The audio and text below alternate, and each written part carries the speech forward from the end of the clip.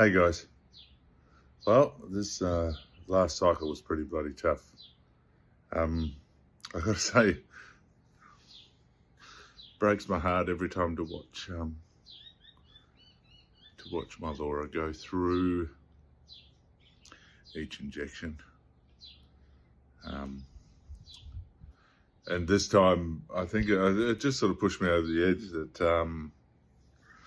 we've had loads of talks about this, and it's just come to the point now where I've said enough is enough. I can't watch her go through those things anymore. So that's how we've arrived at the decision to transfer and start down that road. It's just become too hard for me to watch. Anyway guys, wish us luck. Now, time for another car update. We are still working on having our second baby, and today is my least favorite day of all. Today I have to have an endometrial scratch, which I normally prefer to do while I'm asleep for an egg collection, but since John and I agreed that I wouldn't do any more egg collections, I now have to have it done awake in a chair, which is like the worst thing ever.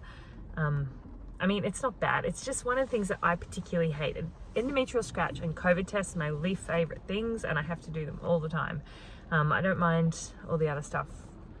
I was even sort of bargaining with myself this morning. I was like, maybe I could just skip the endo scratch and just take the steroids if I had natural killer cells, but that's silly. So I have to have the test to see if I have the natural killer cells. The other thing, the endo scratch, is it prepares my lining to hopefully be good for implantation next month. So yeah, we're just about to head in, and John goes to me this morning, gee, you make a big deal of it. He was joking, obviously, but I just wanted to smack him. I am making a big deal of it. It's not fun, but I'm tougher now than I was before, and I'm just gonna go get it done. Anyone else hate endo scratches? So just before my endo scratch, they have to do a urine test. I guess they do a pregnancy test beforehand to make sure that you're not pregnant. Smart. This is where it's gonna happen, the stirrups. All right, all done. I mean, it doesn't feel nice, but that was actually pretty good. I think maybe my last one was a bit rough, but that was pretty good. I'm just glad it's done now, because now we're just like straight into transfer. So yeah, that's the worst bit done, right? So it's cycle day 7. I've got a mad headache, like light sensitive headache. Does anyone else get headaches when they're doing IVF? It's not nice. Beautiful day, good day for seeing some follicles. So I'm just going to get my scan for our frozen embryo transfer cycle. What we want to see today is one big juicy follicle that's getting ready to pop. I have something that I can't move on day 22 of my cycle, so I really need this cycle to go quickly. I'm hoping the fact that it's a modified medicated cycle means that it'll go quicker. But yeah, so I've got my fingers crossed today, because infertility has really impacted my life a lot, mostly when it comes to scheduling, and I can't mess with the schedule this month. So fingers crossed that everything's good in there. I've always found it funny in this ultrasound room that my feet point towards the door. See, there's the door, and there's my legs. What is the view when you come in? Like, do I cross? I don't know. Alright, just had my scan. Everything looks pretty much as expected. Of course, there were follicles there that I really could have used last month on my left side, but my right side really only has one. The right has the dominant one. It's measuring at about 14 millimeters at the moment, so I'll be back for a scan on Monday. The other interesting thing is I've got adenomyosis. I've got some little cysts in the outer or glands, I think she said, on just outside my uterus lining. Apparently that's pretty normal, just part of kind of aging or whatever, but yeah, I'd never seen that before, and they've just popped up this month, and considering I've looked at my uterus like every month for the last however many years, it's really interesting to see something new and different there. And I asked if it was because I had a D&C last month, and she said no. So Anyway, interesting new stuff. But yeah, all the cycle stuff looks pretty normal. Have another scan on Monday.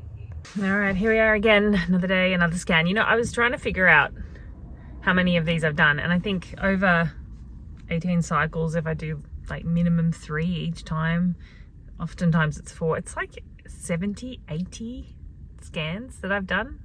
I've come in here and done this process. It's crazy.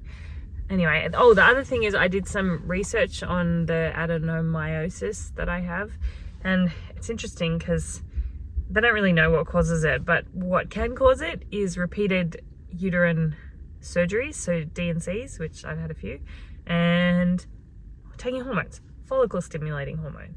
So it's kind of not surprising, huh? And John and I have always said we don't know the long-term effects of taking just so much medication. Yeah, it has to stop soon. It's just too much for my poor little body to take.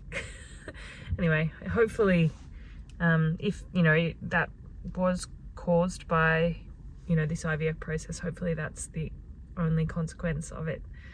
But who knows? I mean, we don't know. Just have to try and stay as healthy as possible. Anyway, scan number 96 or whatever it is.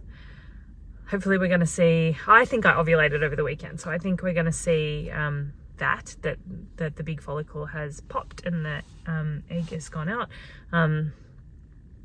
But yeah, I guess we'll see. The main thing is that we see that I'm either ready to trigger or that I've already ovulated. I had to do a blood test on the weekend so that my doctor could, if I happened to ovulate over the weekend, that they could still pinpoint the time of ovulation. So I had another test on Saturday, even though it took 2 hours to get in to do the thing. I just had to do it because if I didn't do it that day, then they wouldn't be able to figure out when ovulation was, and I'm pretty sure it was Saturday. So it'd be interesting to know if I'm right. Anyway, another day, another scan. Right, so a little catch up. I yeah, just I want to hear. Okay, well, you wouldn't believe it. So it's so funny. No. Well, I thought I ovulated on the weekend. I don't think I did. The follicles are still there. But what is wild, I don't seem to respond to medication at all. Yeah. Like, I have 3 really good looking follicles, all about the same size, with basically no medications. If we'd had that last month, we would have been collecting 3 eggs. It's so frustrating. And the problem is as well that they're only at 17 mil. So it's really going to mess up my schedule because like I need to trigger tonight. Yeah. But potentially they might have me trigger on Wednesday, which means because I have to be in Perth. Anyway, it's just so inconvenient. Yeah. But basically, I mean, they look fine. I just don't understand why when I do a fully stimulated cycle, we get like no eggs. Yeah. And now when we've done like a moderate natural cycle, there's like, and this is my point. It just shows you there is zero. There's just zero control, really. Well, I think what I'm realizing is this whole way through, I basically don't respond to the meds. No. It doesn't matter what we do. We always get the same thing every month, whether we do a lot of meds, no meds. Yeah. And it's just so frustrating because if we were retrieving this month, we would do better than we did the past 2 retrievals.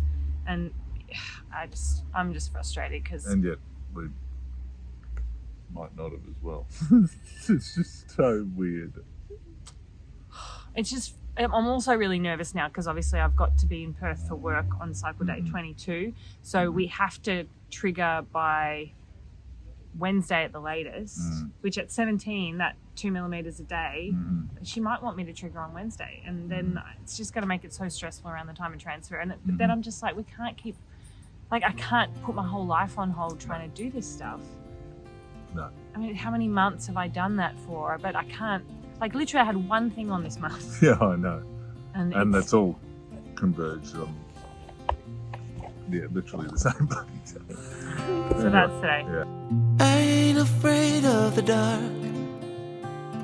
'Cause once you let the light in, you won't see the beautiful stars shining down from afar. No, I ain't afraid of the dark.